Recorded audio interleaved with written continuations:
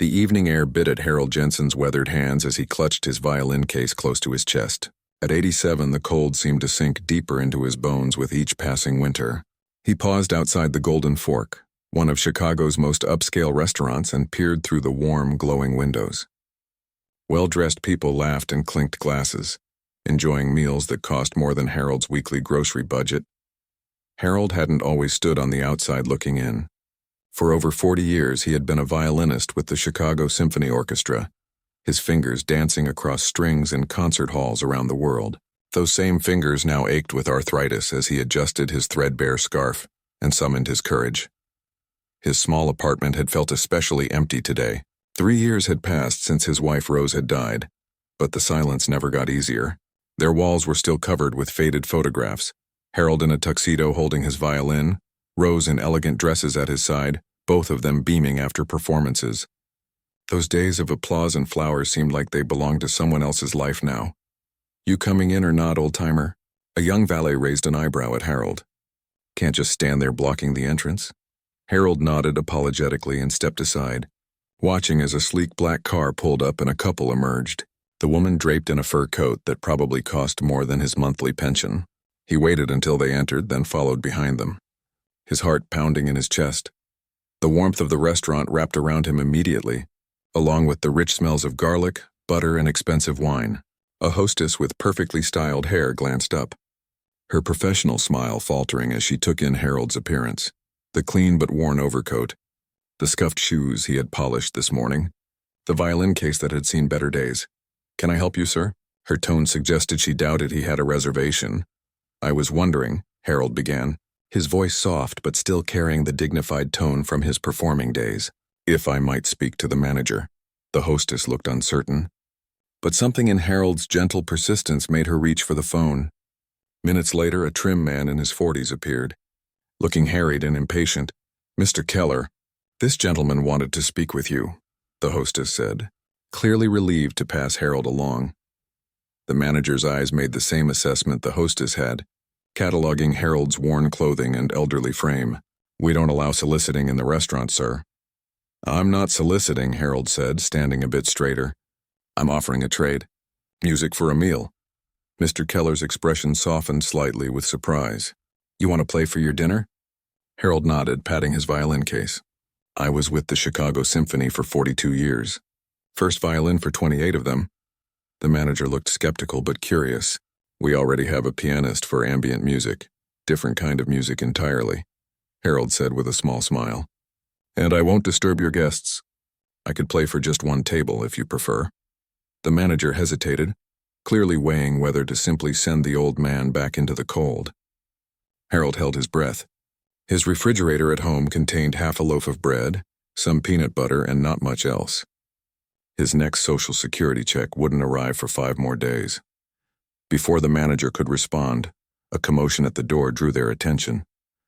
Several staff members rushed to greet a tall, broad-shouldered man with silver hair and an expensive suit. The newcomer was flanked by 2 men carrying portfolios and a woman typing rapidly on her phone. "That's James Whitaker," the manager whispered, his demeanor changing instantly. "Owns half the real estate in downtown Chicago, including this building. He's meeting with investors tonight." Harold watched as the restaurant staff scrambled to accommodate the group, leading them to a private dining area partially secluded by ornate screens. An idea formed in his mind, a long shot but perhaps his best chance. "What if I played for Mr. Whitaker's table?" Harold suggested. "If he enjoys it, I get a meal. If not, I'll leave without troubling anyone further." The manager frowned. "Mr. Whitaker isn't known for his patience with unexpected interruptions." "Please," Harold said simply. The word carried the weight of his empty apartment, the medical bills that had drained his savings during Rose's illness, and the proud man who had once taken bows before thousands now asking for a simple meal. Something in Harold's eyes must have reached the manager, who sighed and motioned for Harold to follow. "Wait by the bar. Let me speak to him first." "No promises." Harold nodded gratefully and made his way to an empty stool at the corner of the bar. The bartender glanced at him but didn't offer service. Harold didn't mind. He hadn't had money for drinks in a restaurant like this for years. He watched as the manager approached Whitaker's table, speaking in low tones and occasionally gesturing in Harold's direction. James Whitaker looked over, his sharp eyes finding Harold across the room. Even from a distance, Harold could sense the man's calculating assessment. After what seemed like an eternity, Whitaker gave a dismissive wave of his hand that apparently meant yes, because the manager returned looking surprised. "He's agreed to let you play one piece," the manager said. "One piece only, and then you can have dinner at the bar." Relief flooded through Harold. "Thank you. I'll go over now if that's all right. Just don't take too long." "They're discussing business." Harold nodded and carefully made his way across the restaurant, aware of curious glances from other diners. His hands trembled slightly as he approached the private dining area, but it was from hunger and age, not nervousness. Performing had been his life. The stage had always felt like home. James Whitaker looked up as Harold approached. Up close, the businessman was even more intimidating. Hard eyes accustomed to getting their way, a mouth that rarely smiled except to close deals. The others at the table fell silent, clearly annoyed by the interruption. "Mr. Whitaker," Harold said, his voice stronger than it had been all day. "Thank you for allowing me to play for you this evening." Whitaker checked his watch. "The manager says you were with the symphony." "You have 3 minutes." One of the men at the table smirked while the woman barely looked up from her phone. Harold didn't let it bother him. He'd played for royalty and presidents. He could certainly play for a businessman who thought 3 minutes was a generous allowance. He opened his case, revealing an instrument that made even Whitaker pause. The Guarneri violin had been Harold's most treasured possession for over 50 years. The one thing he had refused to sell even when Rose's medical bills had mounted. Its rich, amber-colored wood gleamed under the restaurant lights, a stark contrast to its weathered case. Harold lifted the violin with practiced hands, tucking it under his chin. He didn't need to tune it. He had done so carefully before leaving his apartment. Without sheet music or accompaniment, he closed his eyes and began to play. He chose Bach's Chaconne from Partita No. 2, perhaps the most profound piece ever written for solo violin.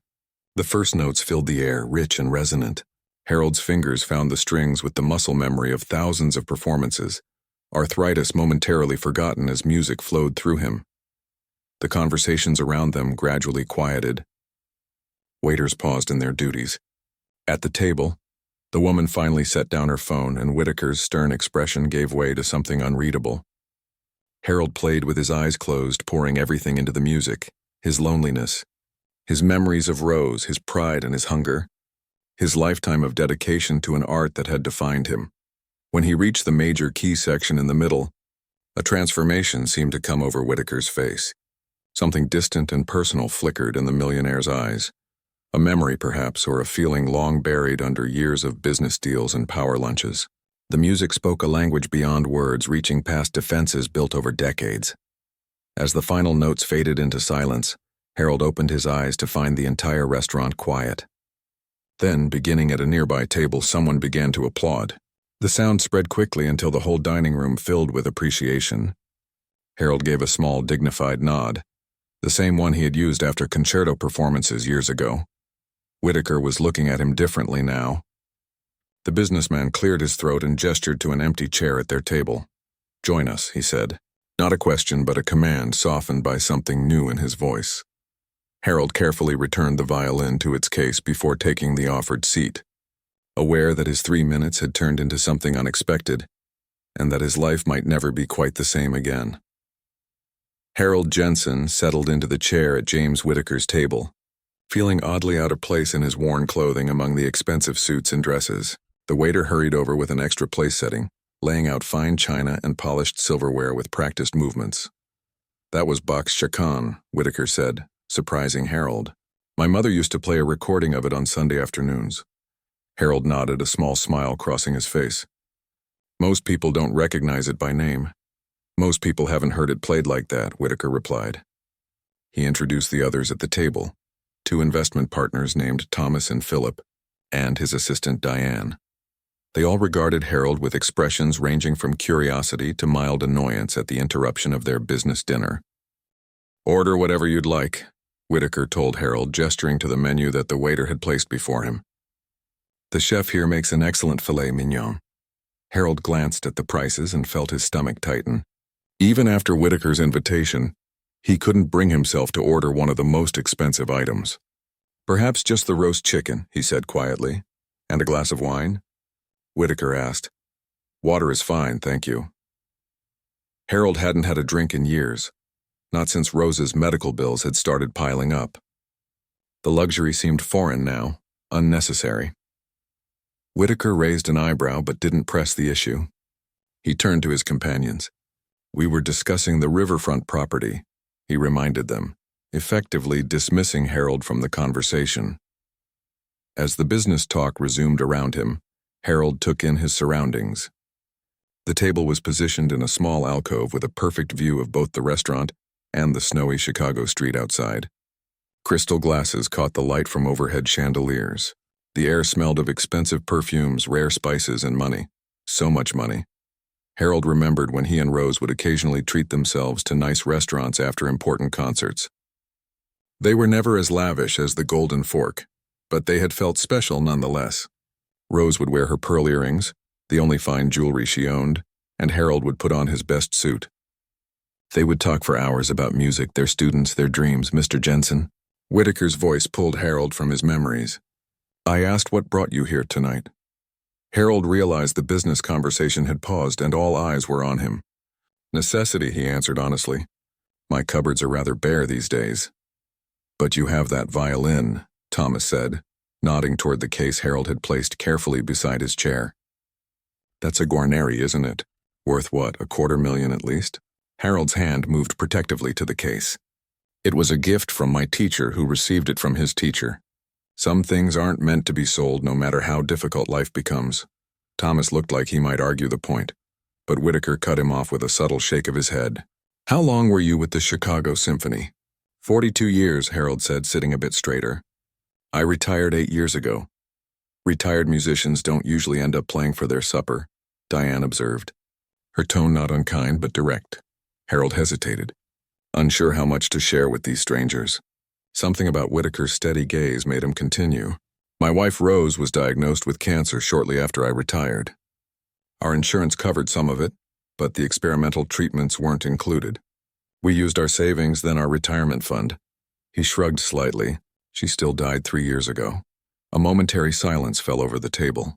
Harold hadn't meant to dampen the mood, but he'd long ago lost the ability to sugarcoat his situation. I'm sorry about your wife, Whitaker said after a moment. There was an unexpected gentleness in his voice that made Harold look at him more carefully. Their food arrived, saving Harold from having to respond. The roast chicken was unlike any he had tasted in years, tender, seasoned perfectly, served with vegetables that weren't from a frozen bag. He ate slowly, savoring each bite, aware that it might be a long time before he had such a meal again. As Harold ate, the business conversation resumed around him. They were discussing a development project along the Chicago River, converting old warehouses into luxury condominiums. Millions of dollars were mentioned casually, tossed around like loose change. Harold tried not to think about how his monthly Social Security check wouldn't cover even one night in the penthouses they described. What do you think, Mr. Jensen? Whitaker suddenly asked, catching Harold mid-bite. Harold set down his fork, embarrassed. I'm sorry. About installing a small performance space in the central courtyard. Do you think it would attract the right kind of attention? We're thinking of hosting chamber music on weekends. Harold considered the question seriously. Music elevates any space, he said finally. But it has to be the right music performed well. Not background noise, but something worth listening to. Whitaker nodded thoughtfully. That's exactly my concern. Finding quality musicians who would commit to regular performances. The city is full of talented conservatory students who would jump at the chance, Harold said. Many of my former students teach at Roosevelt and DePaul now. They could recommend their best pupils. You taught as well as performed? Whitaker seemed genuinely interested. For many years. Rose was the real teacher, though. She had a gift for bringing out the best in young musicians. Harold smiled at the memory of his wife surrounded by students in their living room, patiently guiding small hands on violin strings. As dinner progressed, Harold found himself drawn further into the conversation. The business partners seemed to warm to his presence, especially when he shared stories of performing at the opening of buildings that were now Chicago landmarks. Diane even put her phone away entirely, laughing at Harold's tale of a disaster concert where the entire string section's sheet music had blown into the audience during an outdoor performance by The time dessert arrived. A chocolate souffle that Harold hadn't ordered, but Whitaker had insisted he try. The atmosphere had shifted. The sharp edges of the business meeting had softened into something almost convivial. "Do you still perform at all?" Whitaker asked as coffee was served. Harold shook his head. "Not since Rose died. There haven't been many occasions." "But you practice," Whitaker observed. "Your playing was too precise for someone who set aside their instrument." "Every day," Harold admitted. "It's the one routine I've kept. Rose used to say music was as necessary as breathing. She sounds like a wise woman." Whitaker sipped his coffee, studying Harold over the rim of the cup. "My mother said something similar. She wanted me to learn piano as a boy, but I had no patience for it. Football seemed more important at the time." A faint smile touched his lips. "She would have appreciated your Bach." For a moment, the years seemed to fall away from Whitaker's face. Harold caught a glimpse of the boy he must have been, before business deals and billion-dollar developments, before he became the kind of man whose arrival made restaurant managers nervous. "Perhaps you'd play something else before you go," Whitaker suggested, surprising everyone at the table. "Something less formal than the Bach." Harold glanced around the restaurant, now even more crowded than before. "I wouldn't want to disturb the other diners." "They'll survive," Whitaker said with the confidence of someone unaccustomed to being refused. He signaled to the manager, who hurried over. "Mr. Jensen is going to favor us with another piece. Make sure he's not disturbed." The manager nodded quickly, though Harold caught the flicker of concern in his eyes. 2 performances in one night was more than they had bargained for. Harold carefully removed his violin from its case again, taking a moment to check the tuning. "Any requests?" Whitaker thought for a moment. "Something American. Gershwin, perhaps." Harold nodded and positioned the violin. This time he remained seated as he began to play Summertime, his own arrangement of the Gershwin classic. Where the Bach had been complex and profound, this was soulful and immediately accessible. He took liberties with the melody, improvising in ways that would have made his symphony conductor frown but felt right in this setting. As he played, he noticed Whitaker close his eyes, the stern lines of his face relaxing. Around the restaurant, conversations once again quieted as people turned to listen. A waiter paused with plates balanced on his arm. At the bar, a woman set down her martini glass and smiled. When the last note faded, applause broke out again, warmer this time. Harold gave a small bow from his seat. "Extraordinary," Whitaker said quietly. Something had changed in his expression. He reached into his jacket and pulled out a business card, sliding it across the table to Harold. "Come to my office tomorrow. 10 o'clock. Harold took the card, confused. "I don't understand." "I have a proposition for you," Whitaker said, standing and buttoning his suit jacket. "Something that might benefit us both." He turned to his business partners. "Shall we continue this tomorrow? I think we've covered enough ground for one evening." As they gathered their things, Whitaker placed a hand briefly on Harold's shoulder. 10 o'clock, he repeated. "Don't be late." Before Harold could respond, Whitaker and his entourage were heading toward the exit, leaving Harold alone at the table with a half-eaten souffle, a business card, and the feeling that the world had suddenly tilted on its axis. Harold woke earlier than usual the next morning, his mind still processing the events of the previous night. The business card James Whitaker had given him sat on his nightstand, the embossed lettering catching the weak winter sunlight that filtered through his thin curtains. The apartment was cold. Harold had turned the heat down to save money, a habit he'd developed over the past few years as his finances dwindled. He pulled on his robe and shuffled to the tiny kitchen to make coffee, his joints stiff and aching more than usual after his walk home from the restaurant in the cold. As the coffee brewed, Harold looked around his small living space with fresh eyes, imagining how it might appear to someone like Whitaker. The furniture was old but good quality, pieces he and Rose had collected over their long marriage. Bookshelves lined one wall, filled with music scores and dog-eared paperbacks. Framed concert programs and photographs covered another wall, visual reminders of a life spent in music. His gaze lingered on a photo of Rose taken about 10 years ago. She was sitting at their piano, head thrown back in laughter at something Harold had said while taking the picture. Her silver hair caught the light, forming a halo around her face. Sometimes it still shocked him that she wasn't sitting in the kitchen waiting for him to bring her morning coffee. "What would you make of last night, Rose?" he murmured, touching the edge of the frame. A millionaire real estate developer wants to meet with me. Sounds like the beginning of one of your mystery novels. After breakfast, just toast and coffee. As his refrigerator was still nearly empty, Harold dressed in his best clothes, wool trousers that Rose had always pressed for him, a blue button-down shirt she had given him for their last anniversary, and his one good sweater. The suit he'd worn to her funeral was too formal for a morning meeting, he decided. His reflection in the bathroom mirror gave him pause. When had his face become so lined, his blue eyes so faded? The man looking back at him hardly resembled the confident musician in the photographs. He combed his thin white hair carefully and straightened his shoulders. Whatever Whitaker wanted, Harold would face it with dignity. The Whitaker building stood 40 stories high in downtown Chicago, all gleaming glass and steel. Harold approached the revolving doors with his violin case clutched in his hand. He hadn't been sure whether to bring it, but something told him it might be relevant to this mysterious meeting. The security guard at the front desk looked him over with mild suspicion. "Can I help you?" Harold presented Whitaker's card. "I have an appointment with Mr. Whitaker at 10 o'clock. The guard's eyebrows rose slightly, but he checked his computer screen and made a call. To Harold's surprise, he was quickly directed to a private elevator that would take him to the top floor. The elevator moved so smoothly and quickly that Harold's ears popped. When the doors opened, he stepped into a reception area with floor-to-ceiling windows offering a breathtaking view of Lake Michigan. A young woman at the desk smiled at him. "Mr. Jensen? Mr. Whitaker is expecting you." She led him down a hallway lined with artwork, original paintings that Harold recognized from gallery openings he and Rose had attended years ago. The office she showed him into was larger than his entire apartment. James Whitaker stood as Harold entered, coming around his massive desk to shake hands. "Right on time," he said, looking pleased. "Did you get home all right last night? I should have arranged a car for you." "I've been navigating Chicago for 60 years, Harold said with a small smile. "The bus still runs past my building." Something flickered across Whitaker's face.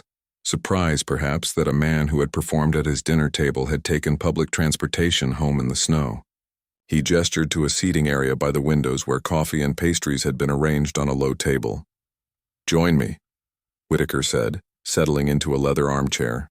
"Diane remembers how everyone takes their coffee, but since you only had water last night, we guessed." "Black?"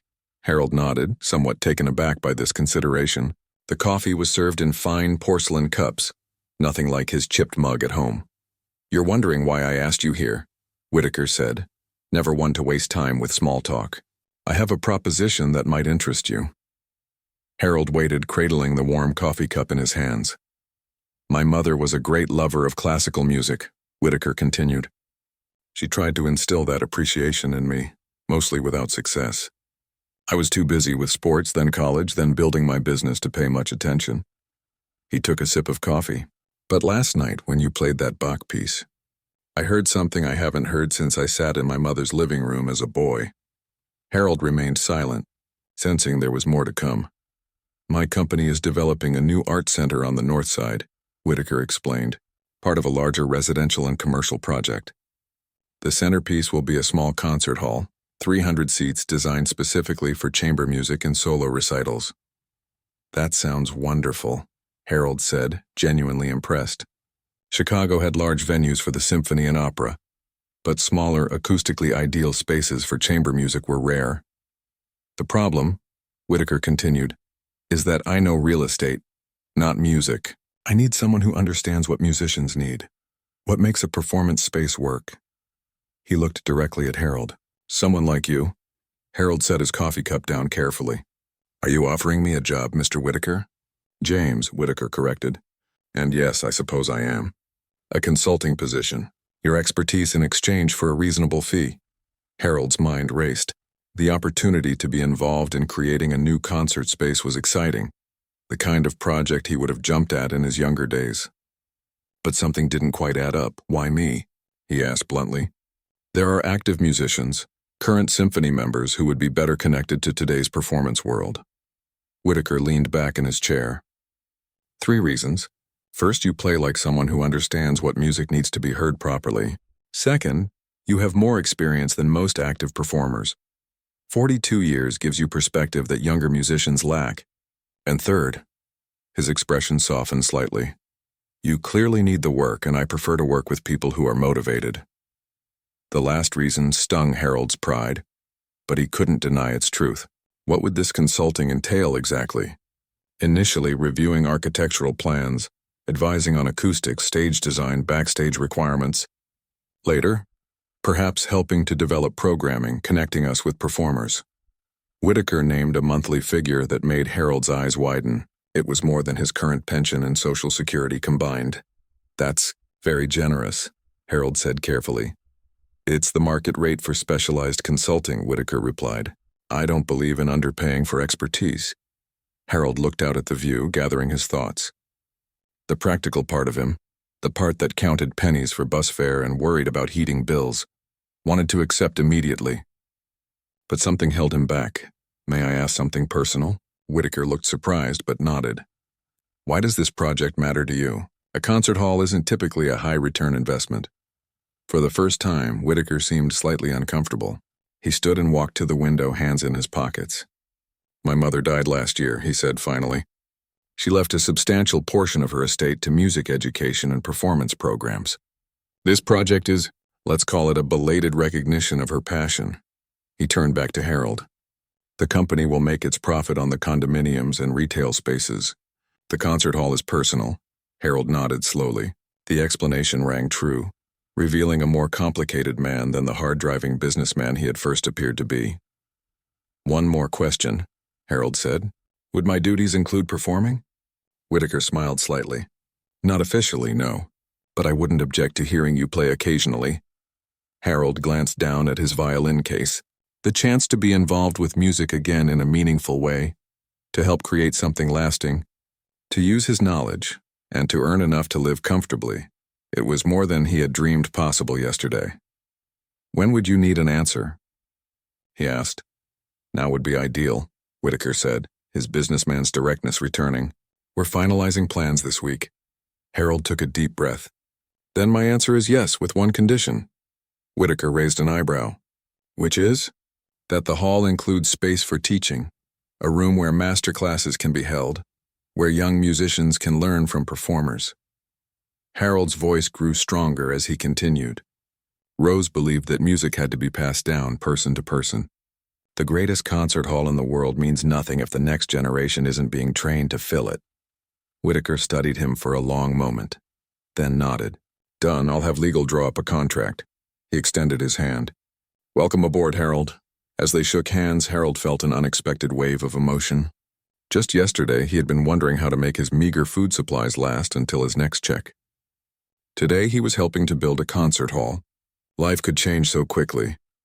There's one more thing, Whitaker said, reaching into his desk drawer. He pulled out an envelope and handed it to Harold. An advance on your first month. The contract will take a few days to prepare, and I thought you might have some immediate expenses.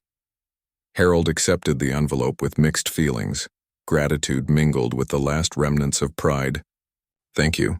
This is unexpected. Consider it an investment, Whitaker said smoothly. Now, shall we look at those preliminary plans? The architects have set aside the entire afternoon for us. As Whitaker spread blueprints across his desk, Harold moved to join him, feeling more purposeful than he had in years. Somewhere, he thought, Rose would be smiling at this unexpected turn of events. Her practical, music-loving Rose, who had always believed that good things come to those who keep playing, even when the audience seems to have gone home. 3 months flew by faster than Harold could have imagined. Winter's harsh grip on Chicago had loosened, giving way to the first tentative signs of spring. Tiny buds appeared on the trees lining Michigan Avenue, and the bitter winds off Lake Michigan gradually softened into more gentle breezes. For Harold, it was as if he had awakened from a long, lonely hibernation. His days now had purpose and structure again. 3 times a week, a car would arrive at his apartment building to take him to the construction site on the north side, where the Whitaker Arts Center was taking shape. The other 2 weekdays, he would meet with architects, acoustic specialists, or designers in the downtown offices. Today, Harold stood in the middle of what would become the main concert hall, surrounded by raw concrete and exposed beams. Construction workers in hard hats moved around him, but he barely noticed them. In his mind, he was hearing music filling the space, imagining how the sound would travel to every seat. What do you think? James Whitaker appeared at his side, also wearing a hard hat, though his suit remained impeccable despite the dusty environment. "The ceiling needs to be higher in this section," Harold said, pointing upward, "just by about 18 inches. It will make all the difference for the string resonance." Whitaker made a note on his tablet. "The project manager won't be happy about the change." "The musicians won't be happy if we don't make it," Harold countered with a small smile. Over the past 3 months, an unexpected friendship had developed between the elderly musician and the wealthy businessman. Their weekly meetings to discuss the project had gradually expanded to include dinners where they talked about everything from politics to literature. Harold had discovered that beneath Whitaker's intimidating exterior was a man with a sharp mind and genuine curiosity about the world. "Speaking of musicians," Whitaker said as they walked carefully through the construction area, "have you given more thought to the opening night program?" Harold nodded. "I've reached out to several of my former students. Lisa Chen is now concertmaster with the Boston Symphony, and Ben Williams is teaching at Juilliard but still performs regularly. Both expressed interest in being part of the inaugural concert." "Impressive connections," Whitaker remarked. "When you've been around as long as I have, you see your students go far," Harold said with a touch of pride, "though I was thinking we might want to balance the established names with some young talent as well. There's a 16-year-old violinist at the Chicago Arts Academy who plays with remarkable maturity." They emerged from the building into the spring sunshine. The Art Center was part of a larger development that included a small park, upscale apartments, and retail spaces. Construction was happening simultaneously across the 6-acre site, creating a small city of activity. Whitaker's driver was waiting with the car. "Lunch?" Whitaker suggested, checking his watch. "We can continue this discussion somewhere less noisy." They drove to a small Italian restaurant that had become one of their regular meeting spots. It wasn't as upscale as the Golden Fork where they had first met, but the food was excellent and the owner knew them well enough now to give them a quiet corner table where they could talk business. "There's something else I wanted to discuss," Whitaker said after they had ordered. "The education space you requested." Harold looked up with interest. The teaching studios had been particularly important to him, a tribute to Rose's dedication to music education. "We've expanded it," Whitaker continued. "Instead of just 2 studios, the revised plans include a small recital hall with seating for 50, plus 4 teaching spaces and a practice room." Harold was stunned. "That's much more than I expected. Won't that cut into the retail space?" Whitaker shrugged slightly. "We adjusted some things. The overall project economics still work." He took a sip of water. "But it does raise a question of programming. With that kind of facility, we could offer regular classes, perhaps even a small after-school program." "You'd need someone to coordinate that," Harold said thoughtfully. "A music education director." "Exactly."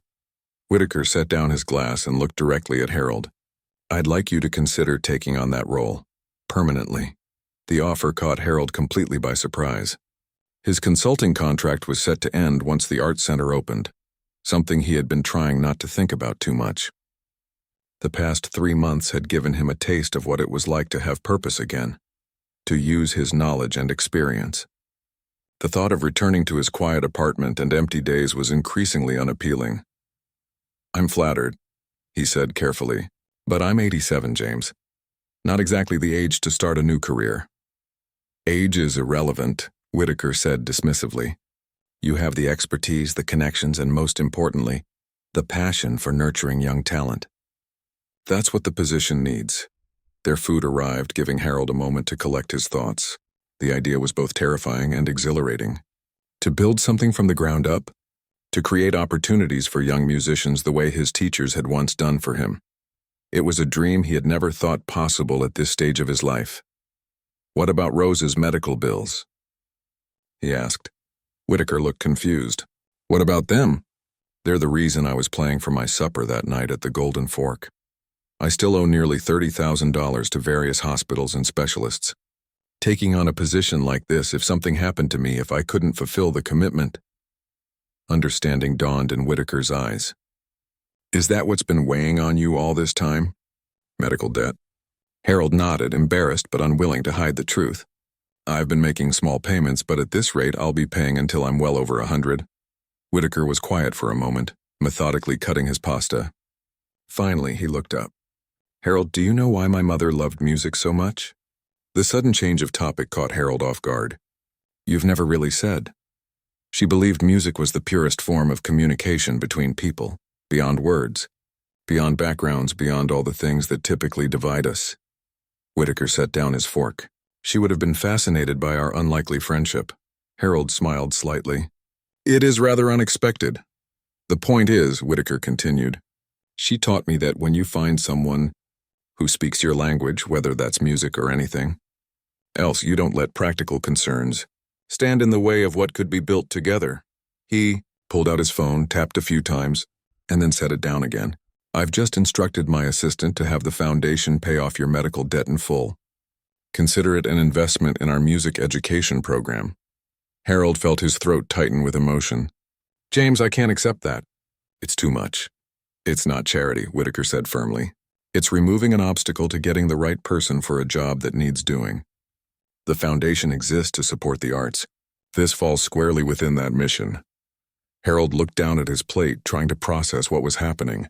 The weight of those medical bills had been a constant presence in his life for years, affecting every decision, every purchase, even his willingness to turn on the heat in his apartment. The thought of being free from that burden was almost too much to comprehend. I don't know what to say, he finally managed. Say you'll consider the position, Whitaker replied, returning to his meal as if he hadn't just transformed Harold's life. The Arts Center opens in 4 months. I'll need an answer before then. They finished lunch discussing more practical matters, acoustics treatments, seat configurations, lighting systems. But Harold's mind kept returning to the offer, turning it over and examining it from all angles. By the time they stepped back outside into the spring afternoon, he had made his decision. I'll do it, he said simply as they waited for Whitaker's car. Whitaker looked pleased, but not surprised. Good, I'll have HR draw up the paperwork. He checked his watch. I've got to get back for a conference call. Do you want the car to take you home? Harold shook his head. No, I think I'll walk for a bit. It's a beautiful day. After Whitaker left, Harold found himself wandering toward Lake Michigan. The water sparkled in the afternoon sun, sailboats already dotting the horizon despite the still cool temperatures. He found a bench facing the lake and sat down, his mind full of possibilities. For the first time in years, he was thinking about the future rather than the past. He pulled out his phone, a new smartphone that Whitaker had insisted he needed for the project, and dialed a number from memory. Lisa, it's Harold Jensen. He smiled as his former student exclaimed in delight at hearing from him. Yes, it has been too long. Listen, I'm calling about an exciting new project here in Chicago. How would you feel about performing for the opening of a brand new concert hall? As he talked, outlining his vision for the inaugural performance, Harold felt a sense of rightness settle over him. Rose had always told him that music would save him someday. She had meant it spiritually, but perhaps it had saved him in a more practical way as well. The late afternoon sun warmed his face as he ended the call with a promise to send more details soon. Looking out over the lake, Harold whispered, "You were right, Rose, you were right all along." For the first time since her death, the memory brought more joy than pain. He could almost hear her laughing in agreement, urging him forward into this unexpected new chapter of his life. The night of the grand opening arrived with all the excitement of a premiere. The Whitaker Art Center gleamed under carefully positioned spotlights, its modern glass and stone facade drawing admiring comments from the crowd gathering outside. A red carpet stretched from the curb to the main entrance, where staff in formal attire welcomed Chicago's cultural elite, wealthy patrons, and music lovers who had managed to secure tickets to the sold-out inaugural concert. Inside his small office behind the main concert hall, Harold adjusted his bow tie in the mirror. The new tuxedo felt strange after so many years, but James had insisted on having it custom-made for the occasion. The music director should look the part, he'd said, brushing aside Harold's protests about the expense. Harold picked up his violin case, running his fingers over the worn leather. So much had changed in the years since that cold night when he'd walked into the Golden Fork hoping for a meal. Now he had a position, a purpose, and a future he hadn't dared imagine. A knock at the door interrupted his thoughts. 10 minutes, Mr. Jensen, called the stage manager. Thank you, David, Harold replied. He took a deep breath, fighting back the familiar flutter of pre-performance nerves. It had been years since he'd played for an audience of this size, but tonight was special. Tonight was for Rose and for the unexpected friendship that had made it all possible. In the lobby, James Whittaker greeted guests with uncharacteristic warmth. The normally reserved businessman seemed transformed by the evening, proudly showing off the details of the art center to anyone who would listen. When the mayor complimented the acoustics of the main hall during the afternoon rehearsal, James immediately redirected the praise. That was all Harold Jensen's doing, he said. He insisted on adjustments that the architects thought were unnecessary. Turns out he was right, as usual. The mayor smiled. I've heard the story of how you two met. Quite remarkable. Sometimes the best business decisions happen by accident, James replied. Though both men knew this project had long since ceased to be merely about business. At precisely 8 o'clock, the lights in the lobby dimmed and then brightened again, signaling it was time to take seats. The audience filed into the concert hall, murmuring appreciatively at the warm wood tones of the walls and the perfect sightlines from every seat. All elements Harold had fought for during the design process. James took his place in the front row, next to a seat left empty in honor of his mother. On the program, her name appeared as the dedication for the entire art center. James ran his finger lightly over the printed words, allowing himself a moment of reflection before the music began. The house lights dimmed, and a hush fell over the audience. The stage remained empty for a long moment, building anticipation. Then Harold walked out, not from the wings as expected, but from a door at the back of the hall. Violin in hand, he made his way slowly down the center aisle, playing the opening notes of Bach's Chaconne, the same piece he had performed that fateful night at the restaurant. The audience turned in their seats, surprised by this unconventional beginning. As Harold continued down the aisle, other musicians emerged from different parts of the hall. A cellist from one side entrance, a violist from another, and a second violinist from the back. They joined the melody one by one, creating a surround sound effect that showcased the hall's perfect acoustics, while symbolizing how music could bring people together from all directions. By the time Harold reached the stage, the quartet was playing in perfect harmony. The audience was spellbound, many wiping away tears at the beauty of the moment and the significance behind it. In the front row, James sat perfectly still, his usual businesslike demeanor softened by emotion. The program continued with performances by Harold's former students, now accomplished musicians in their own right, alongside young talents from Chicago's music schools. The combination of seasoned performers and fresh faces perfectly embodied the center's dual mission of excellence and education. During intermission, people crowded around James to congratulate him on the success of the evening. He accepted their compliments graciously, but kept glancing toward the green room where Harold was, speaking with the performers. You've done something extraordinary. Here, said the director of the Chicago Symphony. This space fills a critical need in our city's cultural landscape. It was long overdue, James replied. And it wouldn't have happened without Harold Jensen's influence. Speaking of influence, the director continued, I understand your foundation is now offering scholarships for music education? That's a wonderful initiative. James nodded. 10 full scholarships annually, with priority given to students from underserved communities. Harold is heading the selection committee. From playing for his supper to heading a prestigious scholarship program. The director mused. Life takes unexpected turns, doesn't it? The best kind of turns, James agreed.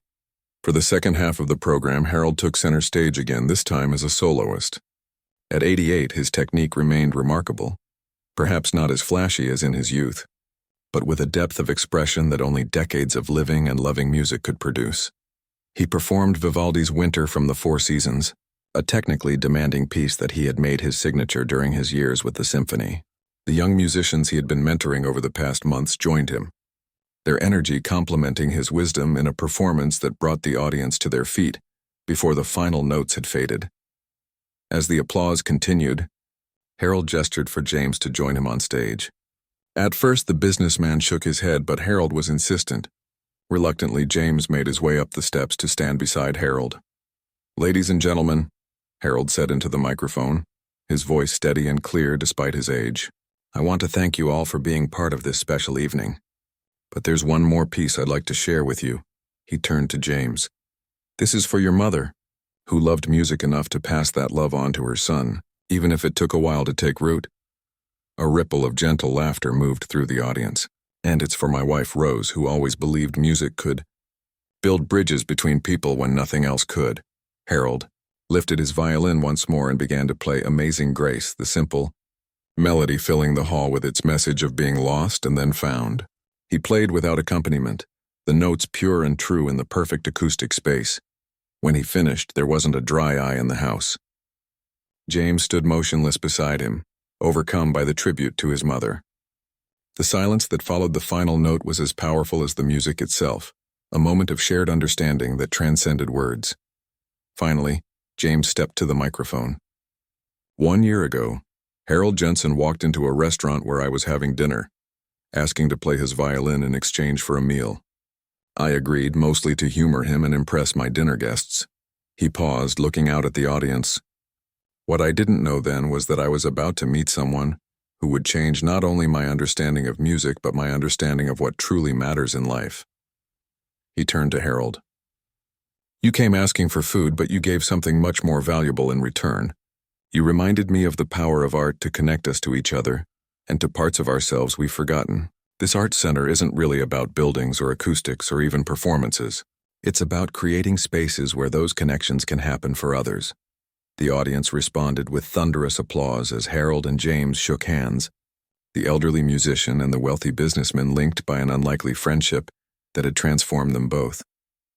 After the final bows and encores, after the reception where champagne flowed freely and plans for future concerts were enthusiastically discussed, Harold found himself alone in the concert hall. The cleaning crew wouldn't arrive until morning, and the space still held the energy of the evening's performances. He walked slowly across the stage, running his hand along the custom-designed wood paneling that helped create the hall's remarkable sound. Every detail reflected his input, from the angle of the seats to the height of the ceiling. It was in many ways the culmination of everything he had learned in his long career.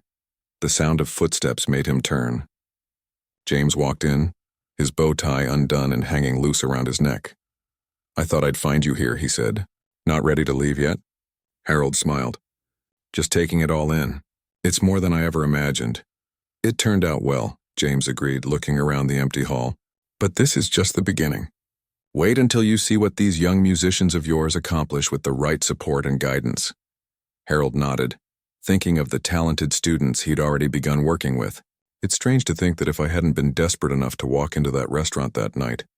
"If you hadn't been brave enough, you mean," James corrected. "Desperation alone doesn't create opportunities. Courage does." They stood in comfortable silence for a moment, two men from different worlds who had found common ground in their appreciation for beauty and excellence. "Ready to go home?" James finally asked. "The car's waiting." Harold picked up his violin case. "Yes, tomorrow's a busy day." "The first student auditions are at 9. As they walked out together, Harold paused for one last look at the stage. A year ago, he had been a lonely old man playing for his supper. Tonight, he was a music director with a future full of purpose. Life's music, he reflected, often came in movements, some sad, some joyful, all part of the same beautiful composition. He closed the door gently behind him, ready for whatever notes came next.